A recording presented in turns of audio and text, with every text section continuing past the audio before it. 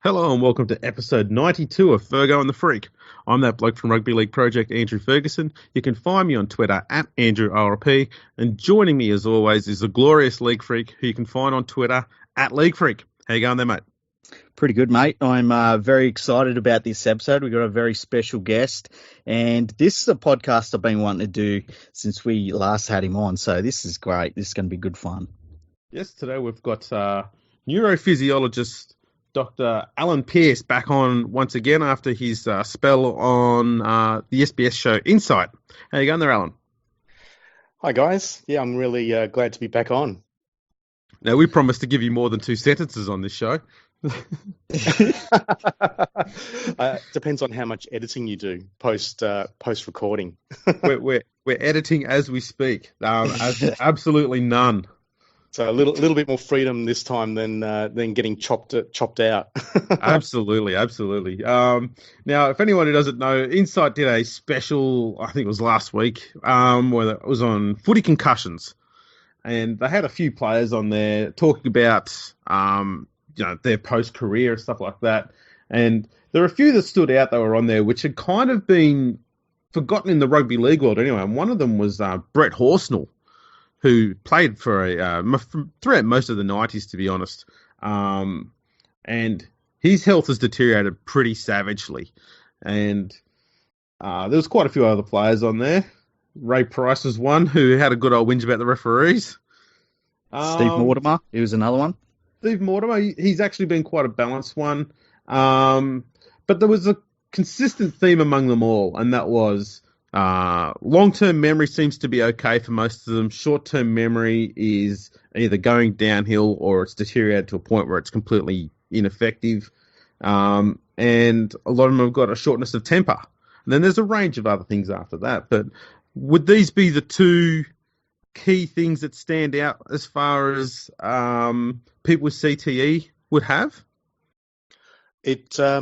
Yeah, probably. In short, yes. I guess it also depends on what stage the CTE is at. So CTE at the moment is currently classified across 4 stages. Stage 1 is being the early stages, which actually show no symptoms, through to stage 4, which is pretty much mimicking Alzheimer's disease, and you have a lot of degeneration of the brain. So across stage 2 and stage 3, you get sort of, and it depends also on the age of the person, but stage 2 and 3, you'll get the mood swings, the loss of short-term memory, possibly some movement disorders, and irritability coming, sort of across, generally speaking, but people will have slightly different symptoms, which is kind of individual in nature. And the severity of how those symptoms are too can tend to be a bit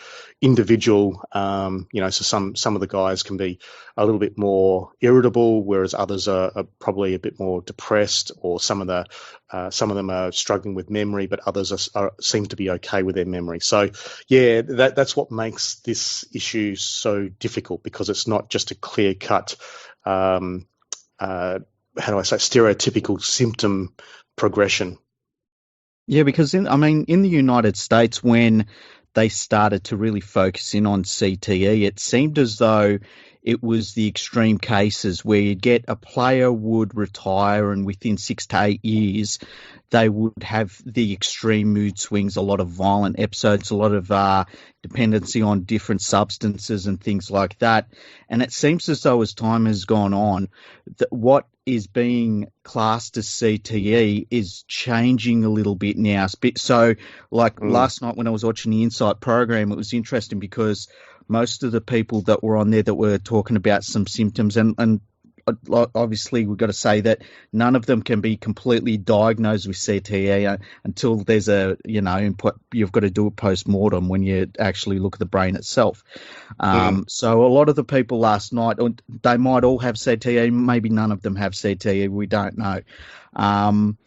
But it seems as though they were older than what the initial cases of CTE were, where it was like 30 to 40-year-olds, because they had extreme cases. Now there's because I've never heard of there being different levels of it. Yeah, Yep. Yeah, look, it's hard. Sometimes it's hard to compare the Australian experience to the United States experience because we're still so far behind. And with the American experience, they've got a bigger pool of American football players to draw on, and I think also the fact that and a concussion is still a concussion, and head trauma is still head trauma. But you're looking at American football, which is very much collision based, using the helmet. So you can see the characteristics of American football, and it's still happening now, even though they're trying to penalise helmet versus helmet contact. But you're still seeing, even in the last week, I think there's been a few that came through Twitter on showing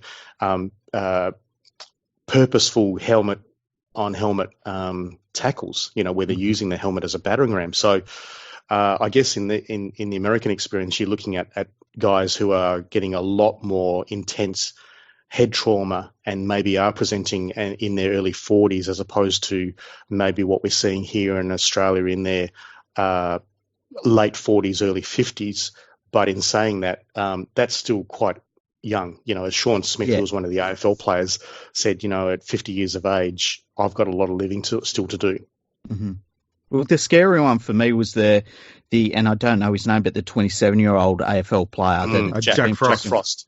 Yeah, and I mean, to me, they're the cases where, you wonder if there are genetic circumstances that come in where somebody is just predisposed to having, having bad effects from getting head trauma.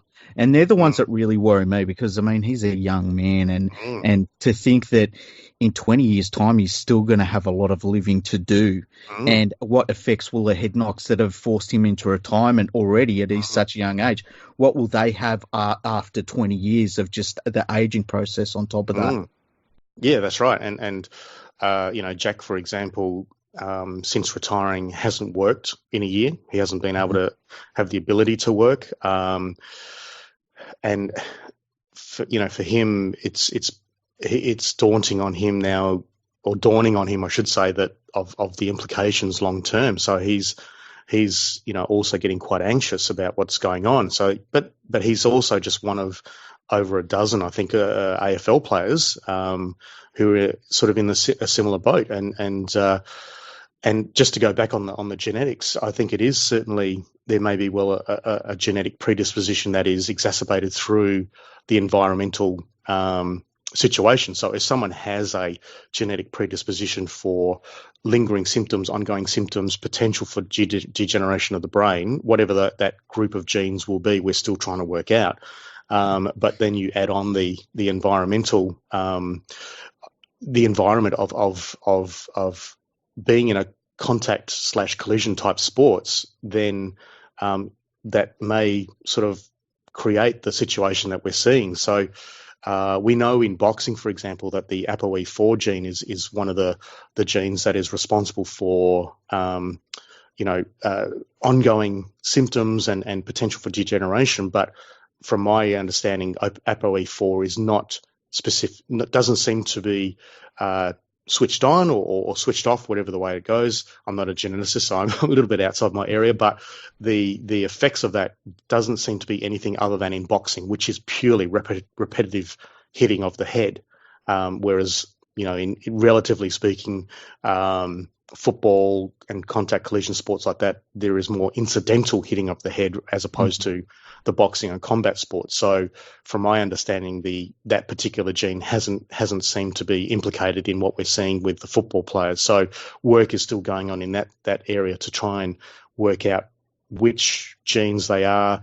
But then you've got and I think we might have talked about this in the previous podcast, was the whole ethical aspect of screening a player. So if a Jack Frost was at the draft combine and they start doing genetic testing and go, well, sorry, Jack, you've got this gene or this group of genes, we're not sure we're going to take you on, then that opens up a whole can of worms in terms of discrimination. So, rather than what it should be used for is, okay, Jack, we've seen that you've got a predisposition. What we have to make sure is that if you are concussed, we're going to keep you off the side of the field for longer than what we even if your symptoms are gone, we're going to keep you off for longer.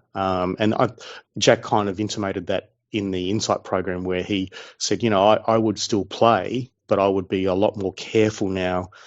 If I was doing it all again, I'd be a lot more careful, knowing that concussions are a serious injury, and wasn't given that sort of information. So we need to educate a bit more. That's where it comes down to. And players like Jack is going to be great for that, given that he's still in his 20s and he's only just retired within the last 18 months. And what was it, 14 concussions he had in that's right. less than a decade of playing AFL. It's ridiculous. Yes, right. And he's obviously not going to be the only one. You hear a lot of the players there that they had on the show, and they were talking about having that many concussions over careers that spanned longer than a decade. And you could see just through their stories how severe they were. So it must have been damn confronting for Jack to be sitting there listening to these blokes who are all double his age and still not 60. And talking about the impacts they've had. And he's sitting there going, shit, this is what's before me. Yeah. And there's, another dozen or close to 24 players in that sort of similar age range, from 23 to 31, 32, who've all retired in the last sort of couple, 2 or 3 years, for the same reason. I know they just get told. Sorry, no, I was going to say they just get told that sorry, you've had too many concussions. We're going to have to retire you. And so you've got the double whammy of, well, my brain's rooted, but and then psychology. Well, what do I do now? I wasn't prepared for this. Do you think that there's going to have to be, and this is down the line a little bit, do you think that sports will have to get to a point where when a player is confirmed to have concussion, either through the HIA or maybe diagnosis during the week even, that there will mandatory bans come into place? I know they've got them in boxing. I think it's 3 months for boxing. And because this year, even in the National Rugby League, we've seen players be absolutely switched off in games. And me and Andrew talk about this a lot. And we've been like, he's not going to play next week. He might be out for a couple of weeks. And we see them playing the following week. And it's been a little bit shocking to see that happen. Do you think that there might come a point where sports are mandated that they have to rest players rather than leaving it up to the sport themselves? Yeah, that's been a question sort of on the cards for probably nearly 10 years now. Wow. So the two sides to the story is that if there was a mandatory time off period based on, evidence, using medical evidence to say that they should be off for at least somewhere between 19 and 25 days, for example, what that could set up is a situation where players will be worried that, I'm going to be sitting out for nearly a month. I'm going to try and, get through this. I'm going to try and suppress my responses or symptoms, and they're going to try and, do whatever they can to get back on the field, because the players have always been conditioned to play through pain, to play through adversity, to play through everything. And now they're being told, actually, you've got to sit out because you've got a headache. And so, a lot of them will say, well, I've played through a torn hamstring. I've played through ACL injuries. I've played through shoulder reconstructions. Why am I going to sit out for almost a month for a headache? And not understand the implications maybe 10, 20, 30 years down the track if they come back too soon and get another one, and they come back too soon and get another one. It's only the guys that have retired early, they look at them and go, well, maybe they're just weak. That sort of impression, which is not, it's not right or wrong. It's just, that's just the observation that we see. Yeah. So you get players who are trying to get out of it that way if there's a mandatory timeout. On the flip side, what happens and what you see is that the player has quote unquote passed the HIA or the field off-field assessment for concussion, and has been medically signed off to return to play the following week. And our best methods of assessment is a medical assessment that looks at ongoing symptoms and answering some cognitive questions to demonstrate that their memory hasn't been affected, or their concentration hasn't been affected, or their balance hasn't been affected. So if the player says, well, I have no symptoms, I'm quite fine, they answer the questions, tick, they're able to stand on one leg with their eyes closed, tick, then the medical doctor really has no other choice but then to let them go back the following week. But what we know from the research, and this is where the science and the clinical assessment, there's disparity between them, is that we are seeing research, and I've done some myself, to demonstrate that symptom resolution doesn't equal physiological recovery. So while symptoms recover and they don't show any observable symptoms, they can answer some questions on how many words do you remember, all this sort of stuff. What we see with some of the brain scans, or some of the research I do, where I do some stimulation of the brain and I look at how the nervous system is reacting, it hasn't returned to their baseline even 10 days after.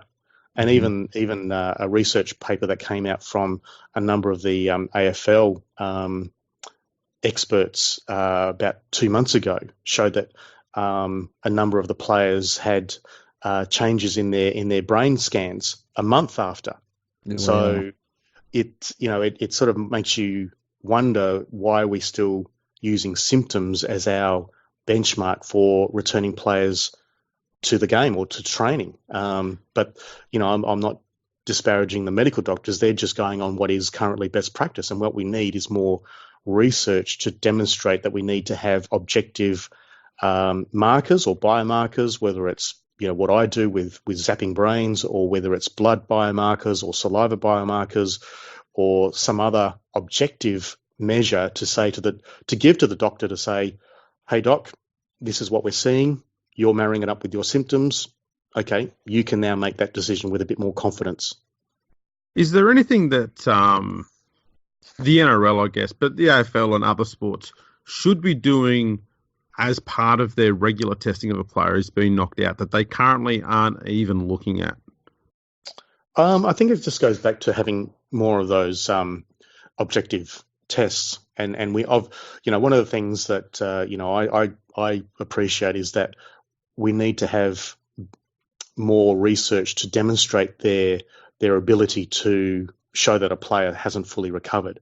But that's where we need to be investing research and investing supporting research in these particular areas, because whilst it's quite expensive in the short term, it will certainly give more confidence to not just players but to the doctors, but also the spectators who aren't questioning, well, why is Joe Bloggs back the week after? He was completely knocked out last week. What's going on? And so then there is no questions, and then the sporting bodies won't feel threatened that they're being questioned on what their on their return to play protocols are. So we really need to be focusing in on a lot of these scientific measures that can help the medical decision making. I thought it was interesting this year that we saw Luke Keary, who had a number of concussions. The Roosters basically sat him out for around about a month and did give him that time. I thought that was a step in the right direction, and I thought it might have been a sign that the NRL was changing the way it was going to handle head knocks. And it seems as though, and look, it's just from what I've seen, that it did help Luke get to a point where he wasn't getting those repeat concussions. And it's something that I hope that we see happen more in rugby league. One of the things, we asked people if there are any questions they had, and we got a couple from Nadine, who she said she'd love to know your thoughts on why mainstream media continues to stigmatise league, union and AFL when it comes to concussion and refuse to talk about other sports. And that leads into something I wanted to ask you is, are other sports, like I've heard that water skiing, because of the constant smashing against the water, that water skiers suffer a lot of concussion symptoms and things like that. Are there other sports being brought into this as not just the football codes? Oh, look, a lot of sports now all have concussion policies. They've seen the football and rugby experience and have all obviously been instructed or advised by Sport Australia and the Australian Institute of Sport to make sure that they have concussion policies and procedures. Whether they, I haven't really seen much in terms of how they go about their assessment of, say, a water skier, because that hasn't really been on my radar, to be honest. What happens when a skier is concussed, and if they go back on at the next competition a few days later or the same day, I really don't know. I'm not really sure. But they certainly all have very similar guidelines now, because we've published a paper where we kind of looked across most of the sports that had concussion guidelines, and they're all very stereotypical in terms of having similar wording, and they're just adopting, which is fine. That's not a problem. I think there should be uniformity. The question is really whether they actually do it or not. And the example that has come to the fore recently is equestrian. And so equestrian has been put under the spotlight because over the last couple of years there's been some deaths from riders falling off horses, and not the first aid and the initial first response was not adequate enough. Plus also questioning about the safety of the courses and things like that, and also just taking the issue of head injuries seriously enough. So a question has certainly been something that has been talked about. But the reason why, like for example with Nadine's question, the focus on the football codes is simply because they're the most widely talked about sports. So you open the paper and it's all football or rugby. And so that's where all the media attention has been on, because they're the ones that generate the most interest. In other sports there are certainly lots of concussions, and I get athletes from other sports coming in for assessments and things like that, but no one seems to want to talk about these other sports as much. And so if maybe for some budding journalists that might want to talk about the wider issue and maybe not necessarily talk about the codes, the football codes, maybe they could talk about some of the other sports and some of their issues as well. But whether they're able to get published or not, that's the other thing. One of the questions I wanted to ask was, like, have there been any links found between CTE and other physical conditions that aren't normally associated with the brain? So, for instance, when and it was interesting because it was just after our first podcast, it was revealed that Stephen Folkes was one of the 2 rugby league players who had been diagnosed with CTE post-mortem, and he had actually died of a heart attack. Now, I'm not saying there's any link there at all, but has there been any sort of research into links that concussions, repeated concussions, and symptoms from them? I mean, I've heard that there's an issue, or I've read that there's an issue with repeated concussions and testosterone levels in athletes dropping. Are there other symptoms like that have been brought up through different studies? Not that I'm aware of, but I have read some research showing that collision-based athletes do have thinner walls of the heart. Oh, wow. Yeah. So whether that's translating into, heart attacks or some sort of cardiovascular disease in terms of thinning of the aortic wall and that sort of stuff, I'm not sure about, but that's something that has been sort of talked about generally, that there seems to be possibly some link there, but not necessarily linking to CTE or other neurodegenerative disease. There have been some the odd research report or two showing, and this is in, I think, in America, or I think maybe possibly Europe as well, but I think more so in America, showing cases of CTE in those who've not had, have not played contact sports. So, for example, epileptics. Now, we don't know it's because epileptics, when they have their seizure, are hitting their head on the floor. Yeah. So, that could be a reason for it. At this stage, it's still very strongly attributed to repeated head trauma. But, again, certainly domestic violence, other forms of head trauma seems to be the key variable towards, neurodegenerative disease.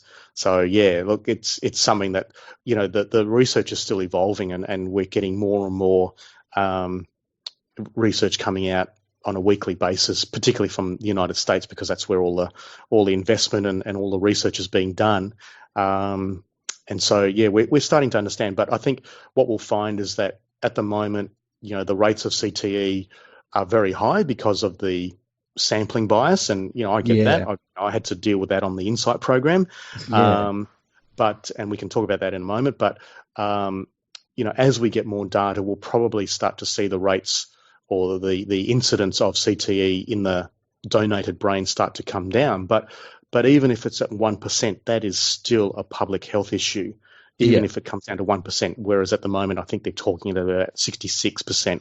It's not going to be that high, I can tell you now. It'll come down further as we get more brains. But it's certainly still something that we need to be concerned about, and it still seems to be a strong association between repeated head trauma and CTE.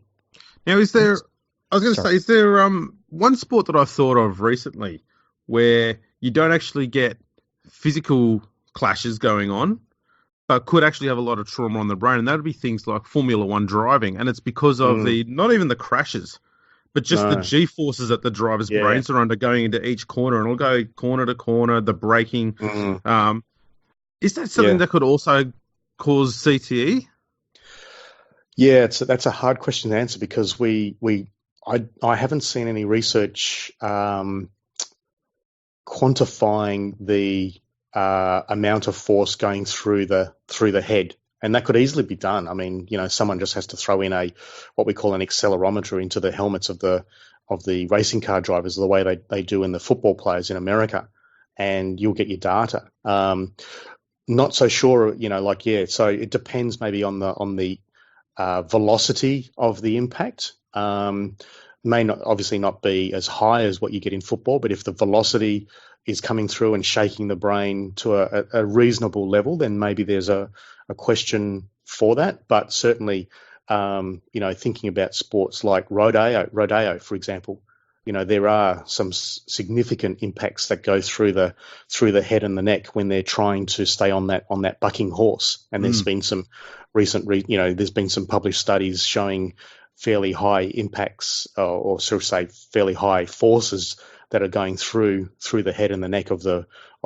rodeo riders, let alone them falling off. That's just them on the horse. So it's something that we need to be addressing right across the board. I've had ex-racing car drivers come in as well, but they've been because they've had lots and lots of car accidents and their heads hitting the glass and all that sort of stuff. And the other one was in the test series recently in the cricket, we saw Steve Smith missed a test match after copying a pretty savage bouncer to the neck.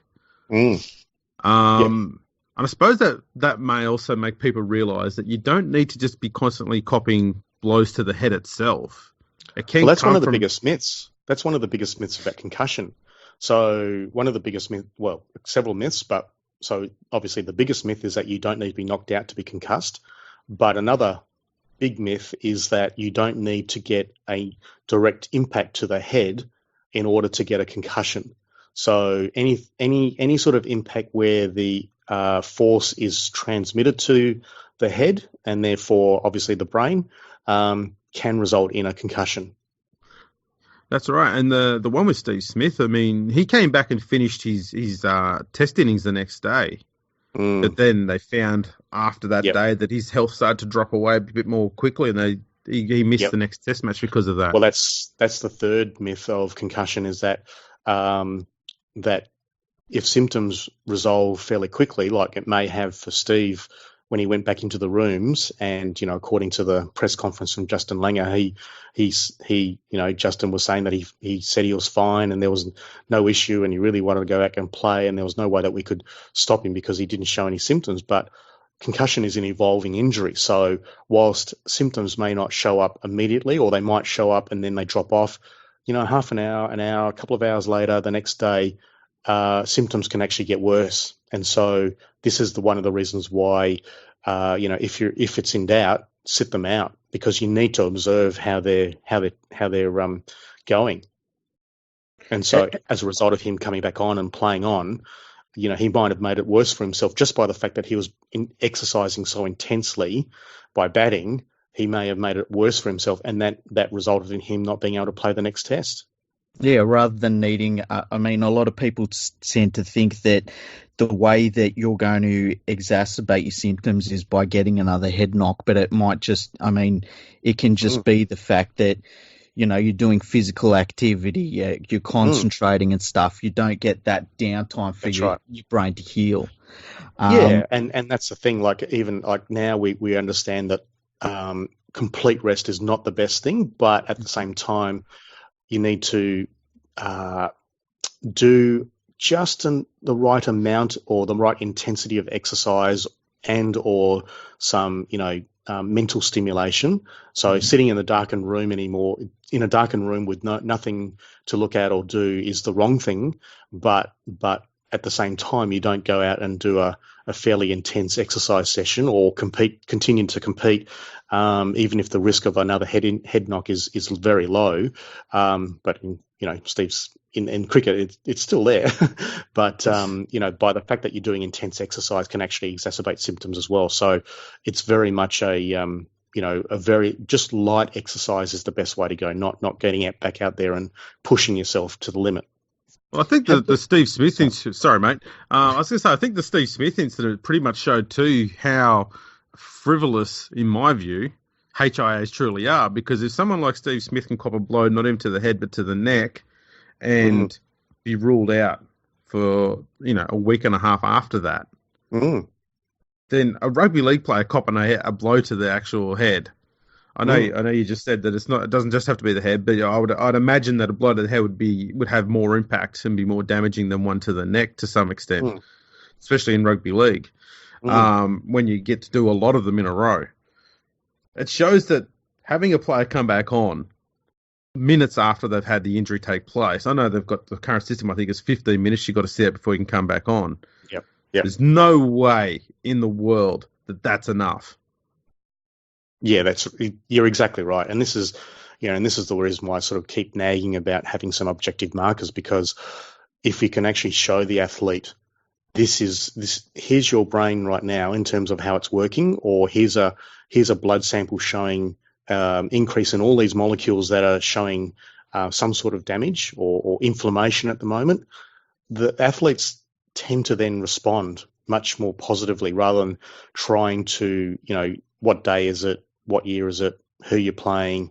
Can you remember these words? And a lot of the players will just, try and do whatever they can because they again, as I said, at the start, they don't want to be seen as weak. They don't want to be seen as, but if you give them a physiological measure, and this is what happened with one of the studies I did back in 2015, I say to them, look, you can't fake a waveform. You can't fake a waveform, and they see it right on the screen in front of them. Their whole attitude changes, and even they become quite engaged with the fact, okay, yep, I see that my brain's not right. Okay, good. Okay, I feel better now that I don't have to try and impress the coach, because here is something that's empirical, and it's not something, even if we go back to the cricket example, is it Labuschagne who filled in for Steve Smith? He copped a couple of knocks to the head as well, and there was a comment that he made that he was doing the HIA so often he was remembering all the words. Oh wow! So, and that's what, crazy. and that's the thing. So we really need to be doing more, or offering the athletes something that they can then go, yeah, actually, I feel better now that it's, there's something not quite right. Similar that they would show with a hamstring injury or a knee injury or something like that, because you can't see the brain; it's inside the black box of the skull. Mm-hmm. So a question I have is, how difficult is it to find test subjects that don't present with any symptoms? Because obviously, as you say, there's a bias towards, right now we're getting people that say, look, I've got these symptoms, can you please test me out? And that's going to skew the results. How difficult is it to get, and we've seen Peter Sterling is one player that said that, or former player, I should say, that said that he's going to donate his brain when he passes away to be studied, and he doesn't currently have any symptoms that stand out.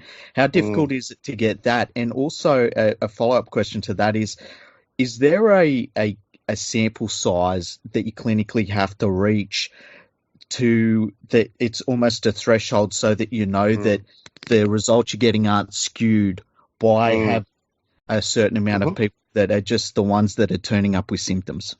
Yep.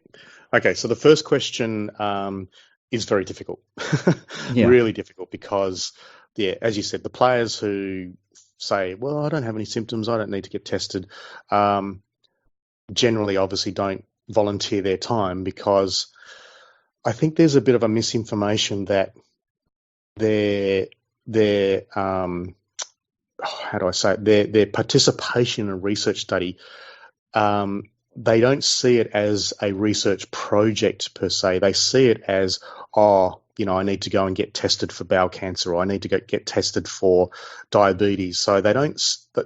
The way that they view it is not for understanding the issue, but rather, it's just a duty that I have to go and get tested, and not realize why they're doing it. So I try and constantly encourage people who are, who come in and say, I've got symptoms, blah, blah, blah. That's great. Now, when you talk to some of your mates, tell the ones that are saying, I'm not, I have no issue, I have no symptoms, encourage them to come in, because I need to compare them to you. What is it? Why are you having ongoing symptoms compared, and then I can compare them to those who are not. So that's the strategy I try and use to get those who are not coming in to come in. Yeah. Because I think just the way that it's been, presented, publicly through the media or otherwise, it's just giving that misinterpretation that players are coming in for a regular clinical test. So that's why we have to try and encourage players to come in, whether they've got symptoms or not. So it's a little bit easier with some of the other studies I do, where I've looked at ongoing symptoms, which we call post-concussion syndrome, which I've published recently. And how we screen for that is we get them to do some self-reporting, so I can look at those who are reporting with high symptoms versus those who are reporting with low symptoms, and that helps out. So that makes it easier to try and at least separate the groups from those who think that they have no problems versus those who do think they have problems. Now, the second part is a little bit more science nerdy. And we do have ways that we calculate a minimum sample size for us to be confident that what we're seeing is real or not. And so what we call it is a sample size calculation, where depending upon the number of groups that we're measuring, whether it's 2 groups or 3 groups, and we're also measuring how many time points, so it might be once, or it could be twice, or it could be 3 times, we'll give a calculation on what's the minimum sample size that we have to have. So when I first did my study in 2014 on Australian rules football players, I had, it's never been done before. So how long was a piece of string? So I had to try and calculate mathematically. We call it a priori, so before analysis or before data collection. I needed a sample size of 20 concussed players and 20 controls. So that was the minimum. But so mathematically, yep, we can do that. But from a more public perception, a sample size of 20 is not very much at all. And it makes it really easy for criticism of the work by saying, well, there's tens of thousands of players who've played these sports and you've got a sample size of 20. So therefore you're open to sampling risk. Because, as was outlined in the Insight program, for example, if there was 100 people in the audience and you only picked only four happened to come in by pure luck, you might have got the lucky four that gave you your result. And so a lot of them will say, well, you got the lucky 20 that came to you because they're the ones that have got the ongoing symptoms. So, and this is one of the reasons why I've repeated the study in rugby league, and I'm continuing to repeat the study. So we build up our database of players. So hopefully I'll have, hundreds of players rather than just 20. And how do you deal with? Yes. I was going to say, how do you deal with the players who, let's call them Ray Prices, who they come along and say, I'm 66, 67 years old. If I can't be forgetting a few things here and there by now, then when can I start forgetting it? But there's going to be people who are going to have that attitude, even though they're in their 40s or 50s. How do you find a way to break through that stigma of it's just old age compared to maybe there's something there, to try and get people to sort of come in just to have a scan done, have a quick look at your brain. Let's see if there is anything there, see if there's any merit to it. Because that'd be all tied in with that whole, you're weak if you don't go back on the field after being knocked out sort of thing, I'd imagine. Yeah, and that's the thing. So, I offer everyone a report after they come in for testing. So, it's not a clinical diagnostic report. It's just I call it a feedback report, and let them know how they're going.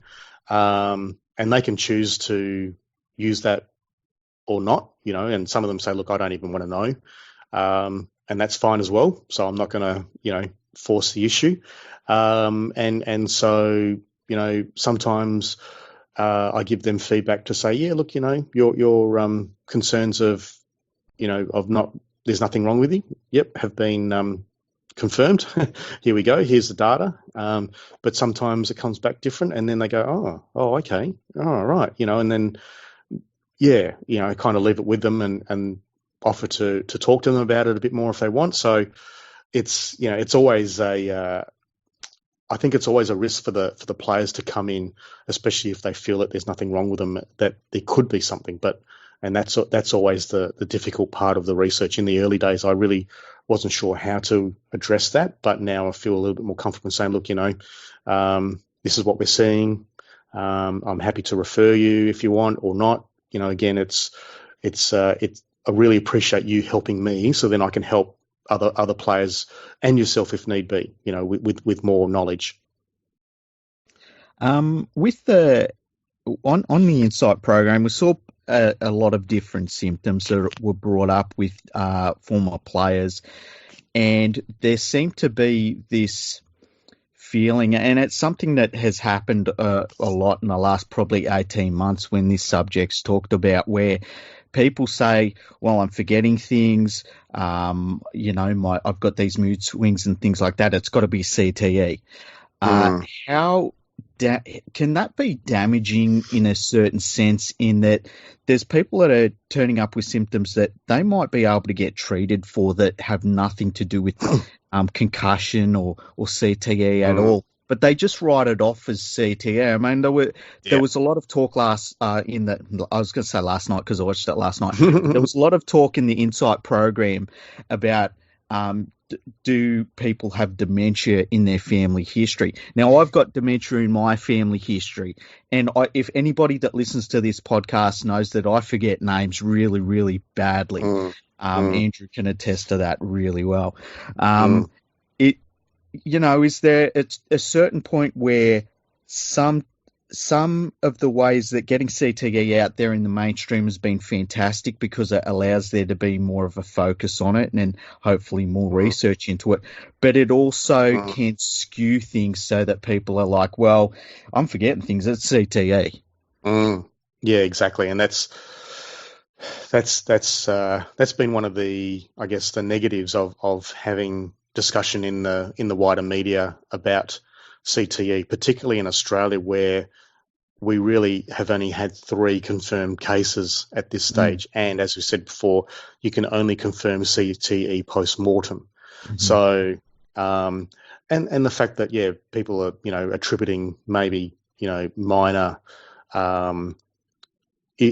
minor things such as forgetting names, to being something quite catastrophic, which is CTE. So, and that's the reason why we need to get more research out there because, and more research going, because at the moment a lot of the discussion is based around, what we don't know. And so it's quite easy to just, throw in, oh, well, it's probably CTE because I played rugby or I played football for X number of years. And we don't have enough robust measures to be able to say, nah, look, a little bit of cognitive decline or a little bit of forgetting names and faces or whatever happens all the time. One of the things I have, for example, is I keep forgetting particular words that I want to use when I'm talking, and I think, that word, I can't remember it at the moment, and then, I have to realise that, well, that's just the way that I've operated, So, I think part of it is to try and get a balanced discussion about the fact that not everyone who plays these sort of sports will get CTE, and that you can't just attribute forgetting names or forgetting to do some errands through to, it automatically means that you've got early onset CTE or something like that. So we've got to try and somehow temper I've never had any bad experiences with the media in terms of reporting and stuff. What I'd like to see is maybe some of the sports talking about this a little bit more, and so we do have a balanced discussion, and we can allay fears, but at the same time keep the research going. We don't want to suppress everything, because then that could also create hysteria, because people are going, well, what's being hidden? Why is things being hidden? No, the only sort of real kickback that I've seen has come from, I think, likes of Phil Gould, who's come out and said stupid stuff like, lawyers and doctors will kill the game in the next 20 years and stuff like that. That's the sort of crap that we can do without. And thankfully, mainstream media hasn't really pandered to that angle as such. Exactly. That's right. Exactly. And that's always the concern, is that someone will go on a rant, and then the media will pick that up and run with it. But so far, as I said, my experience is that with mainstream journalists is that they've been very responsible in making sure that what they say is backed up by facts and research, and they're not trying to overstate or overgeneralize. But at the same time, I think a lot of the concern that is being generated in the community can actually be quelled or helped out if we were able to do community, regional based seminars on this injury, because especially out in clubland, as I call it, and it doesn't matter, it can be in the city or in the regions, it doesn't matter. They play through concussions. They don't have enough information. A lot of them don't know what a concussion is. They don't know what to do. And again, they go and see their local doctor a couple of days later, who really is, tied with limitations on their knowledge about the injury, and sign them off to say, well, you got no symptoms, you're okay. So if we can get out there and go to metropolitan regions, country regions, and do a lot of seminars and education, then that will actually start to drop off the over concern that their headaches or their memory, occasional memory loss is due to CTE or dementia. Yeah, and it comes back to kind of, I guess, the way that you look at it as well. I mean, there's been a little bit of a standoffish thought in terms of, and Phil Gould's attitudes are maybe the extreme end of it, but this standoffish thing of like, and look, it comes back to the reason that these athletes are at the highest level is because they're built like that. If they weren't built like that, they wouldn't be there. And so they push through a lot of stuff that they want to, they brush a lot of things off, and that's how they get to the highest level. And it's interesting that just the change in and I know that even me and Andrew have talked about this after our first discussion that we had with you. When you look at concussion as just another injury that has to be treated and given time to heal, you sort of look at it differently. And I think that what needs to happen is we need to really focus on it the same way we do with, like, muscle tears and, ligament injuries and stuff like that. And once that happens, once you have that change in attitude towards it, I feel as though you become more open to saying, well, instead of being like, no, I don't want to spend a month on the sideline, or I don't want to do these tests because I just don't want to know, or I don't. If I've got CTE or dementia, I'll just go leave it, because I don't want to know about it. If you sort of take a more active thing, if you take a more active attitude with it, it becomes so much more helpful to the overall health of the playing group and just people in general, because a lot of these studies can have flow-on effects to the general population in terms of even how degenerative brain diseases are treated in general. Absolutely. I mean, I think you can sort of say it's just men's health in general. Men are still hesitant to go and get checked out for stuff because it makes their armor or steel armor, look like they've got a chink in it or something like that, because they're going to get tested. We've still got to change that sort of general attitude towards looking after yourself as being actually a very masculine thing to do, and not be seen as weak because you're making sure about your health. And we're starting to see changes now in terms of mental health with that, and that's great. And but we also need to get guys and men in particular to start making sure that they do get checked out for other things, and that also includes, if they've got suspected concussions on the field, that they do the right thing as well. And as I try and sort of explain when I have done a few seminars, is that if you are patient enough to give yourself a couple of weeks recovery after a concussion, this might extend your career by 4 or 5 years. Or two, it just means that you are reducing your risk of long-term outcomes as well. So, but thirdly, more importantly, you're actually going to be supporting your teammates, because you're going to be able to go back out when you're 100% and not at 75%. You wouldn't go back out if your hammy was only 50% good, and they go, oh no way, why not? Well, I can't run as fast, I can't kick as far, or whatever. Okay, well, if you don't really know who you're playing against or what your strategies are, because you're still not quite recovered, well, what does that say? Oh yeah, I didn't really think about it that way. So yeah, exactly. Yeah, it's changing that attitude towards that as something that is being, strong. Yeah, and like have the attitude of, look, I feel 10 foot tall and bulletproof. Let's keep it that way for as long as possible. Let's make sure that I stay that way by getting looked at, by making sure you get the right treatment and things like that, and being at your best for as long as possible, even post-career. You want to be a strong 50, 60-year-old. And to do that, go and get tested and make sure that you're on top of all of these things physically and mentally. Yeah, absolutely. We're not here to over-medicalize the issue and getting tested every year or something, but at least after you're concussed, you go through rehabilitation program and make sure that you're right to go completely before you go back on the field.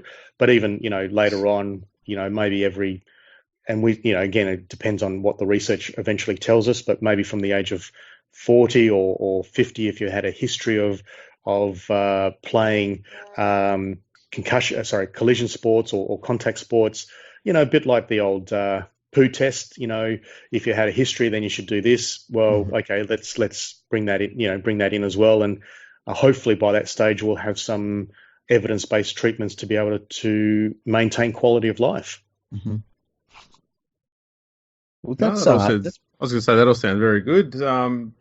The episode of Insight you're on, just quickly. I mean, the episode went for about an hour, and as a viewer watching it, it looked very, just sort of skimmed the surface more than anything else. It just looked at the players and their symptoms, but didn't really go into anything of any great detail. Is there any talk of a follow-up that you know of from the show or the producers?